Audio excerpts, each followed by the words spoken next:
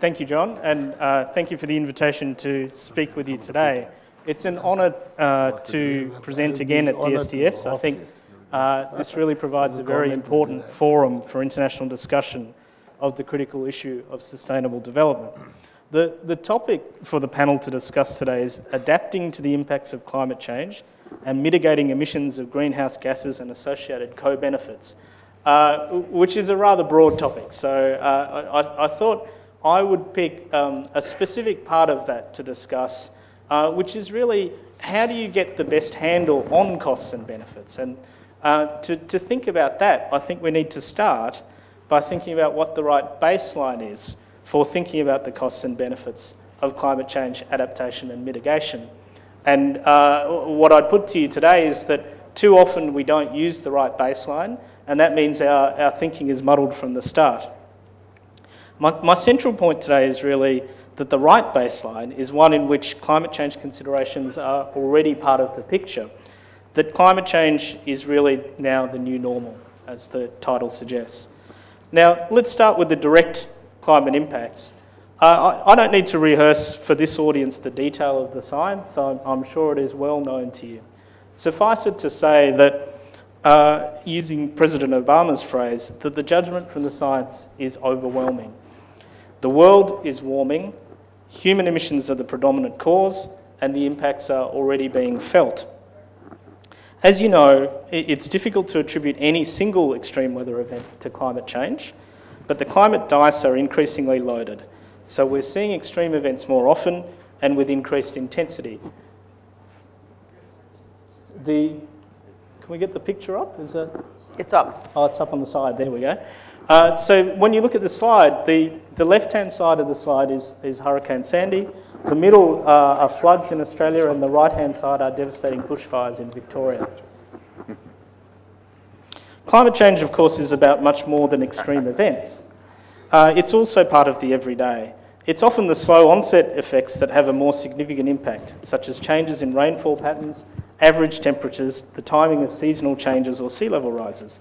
These effects range across the whole of society and the economy, on farming practices, on business decisions and on lifestyle choices. This is a picture of farmers changing their farming practices in response to changing rainfall patterns.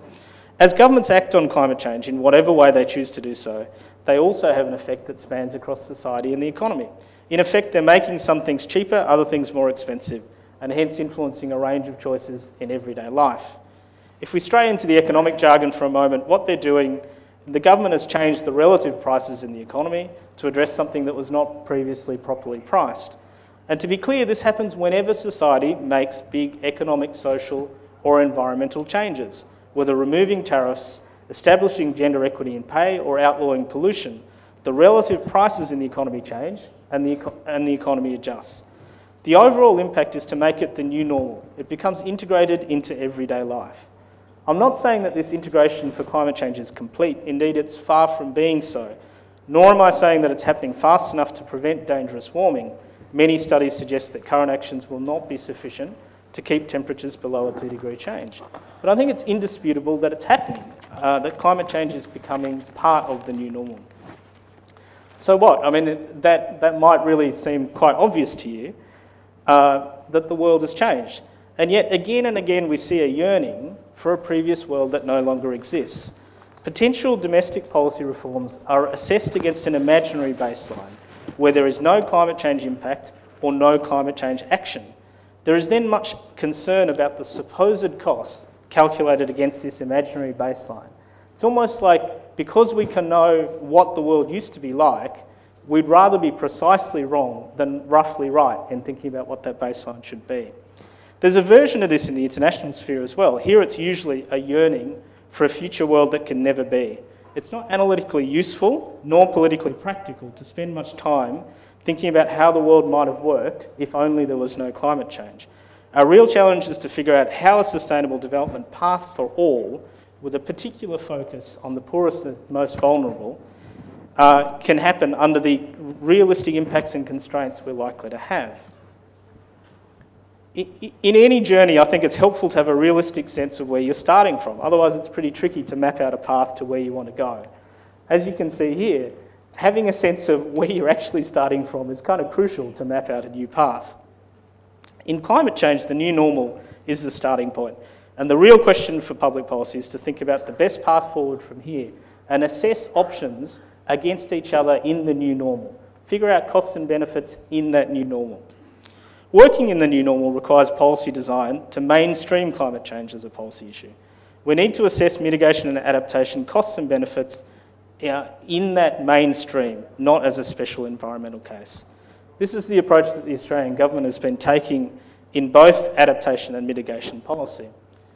In mitigation, most notably through the introduction of a broad-based carbon price, the government's required that climate change considerations are now factored into mainstream business operations of the 500 highest emitters in the nation.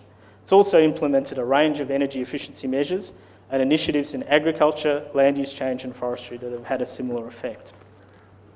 You can see here it's part of everyday life now. The aim is to assist the Australian economy transition to the new normal as a matter of course through the mainstream operation of individuals, communities and businesses across the country. In adaptation, similarly, the aim is to enact measures that pursue development that is resilient to a changing climate, grappling with the mainstream question of how to pursue development, especially for the poorest and most vulnerable, in Australia and overseas, in the most sustainable manner possible. The mainstream approach involves difficult challenges as well as presenting big opportunities, but it's the only way for us to have a realistic measure of costs and benefits, and hence design and choose the most effective policy responses. We need to start by recognising the world as it is. Thank you.